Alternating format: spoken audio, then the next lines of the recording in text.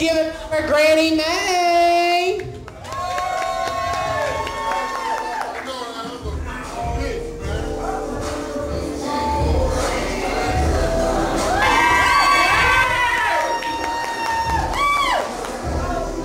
Hey, y'all!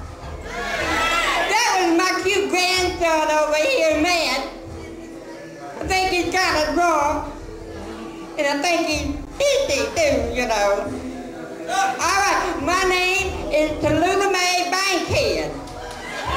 But everybody back home in Beaver's Dam, Mississippi, they just call me Granny May. I just moved back in with my daughter, Nancy Ferguson, and had a slew of kids and cats. And there's only two things that I really hate in this world, and that's kids and cats. Well, I had to move back in because my trailer over at the Pink Peak Trailer Park, it burned up. Seems that Mavis Brubaker, our only town beautician, she was frying her husband Joe up some spam when her Lee Press-on nails caught fire.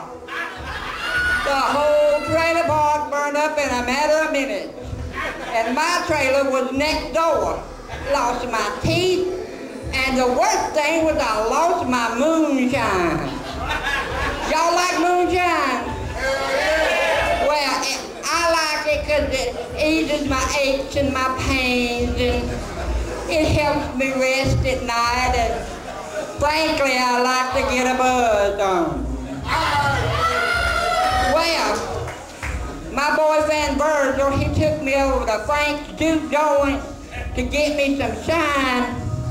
Well, I go to Frank's because he puts his shine through 3 radiators.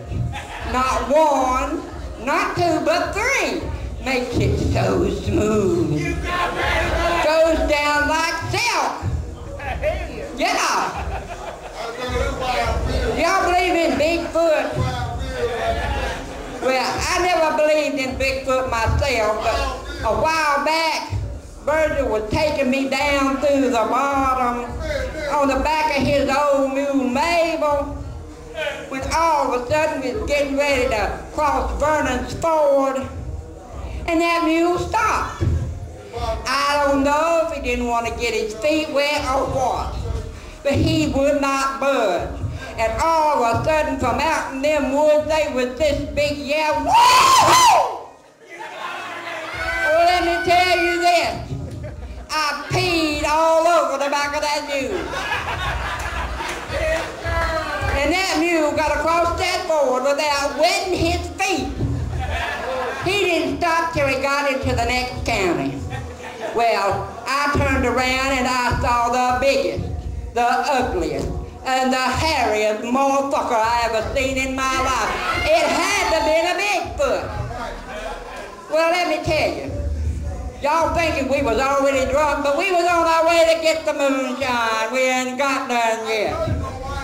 But I can tell you this, when we got home, we got us a buzz on. Yeah, that's right. Well, y'all heard about this phone sex stuff? Have you? Well, I've been wanting to make some extra money from my moonshine. So I got a job over at the Love Matrix with Eugene Hornswoggle doing sex therapy. And I got this thing, I'll show you what I do. Hey, baby Kate. Ooh, ah. How you doing, sugar lips? Ooh, ah. Want me to do a lip lock on that Jimmy stick? Ooh, ah. Send my money. How's that? Well, honey, I guess I have to clean toilets or something if I can't get a job doing phone sex. Well, recently, our local TV station, Salameh TV, they hired me to do road trips. First thing they sent me on was a trip over to Kosciuszko, Mississippi, the birthplace of Oprah Winfrey. When we got there, I seen a big sign that said Oprah Winfrey Boulevard. It was a dirt road. We went down that dirt road and we seen a big sign that said Oprah Winfrey, big talk show host, born here. There wasn't nothing there but the motherfucking sign. Unless she was born in a tent, it was gone. Well, then the next trip they sent us on was over to Graceland in Memphis. And I love the king, so I was glad to go. It was a pretty place. Everybody wanted their picture made as Granny made. They said I looked like Gladys. Elvis is a mama. Well, after I seen the house, I went outside to get me a little nip of shine. I sat down beside Elvis's grave. You know, they buried him in the backyard. Well, I said, I'm going to share this with Elvis. Well, before I could even give him the first drop, that security done took me off the property. And they took my moonshine. And I knew then that the king was not dead. He was up in that motherfucking house drinking my moonshine. Hell yeah. Well, the last trip they sent me on was to New Orleans. Yeah.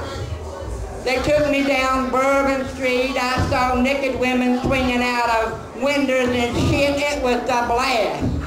That was my kind of place. I loved it.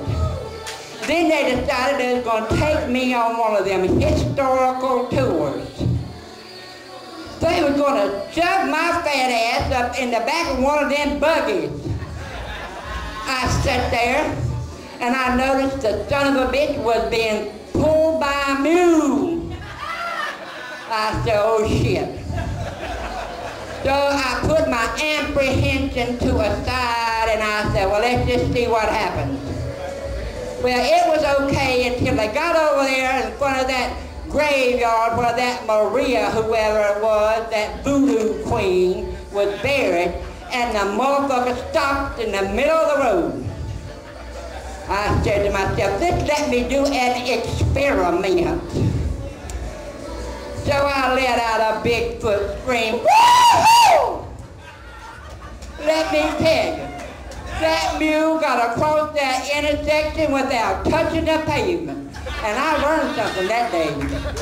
When mules think Bigfoot's got their ass, they can spread wings and fly. Merry Christmas, everybody!